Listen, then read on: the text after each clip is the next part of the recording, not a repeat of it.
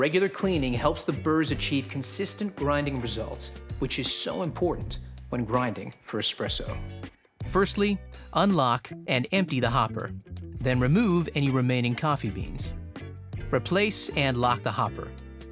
Set the grind size to maximum 45, and then run the grinder until empty.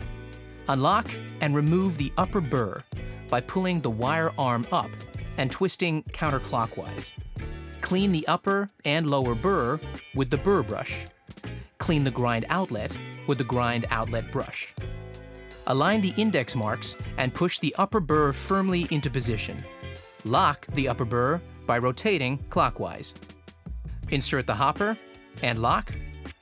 Return your grind setting to its previous position. Now, you're ready to fill it again with fresh coffee beans.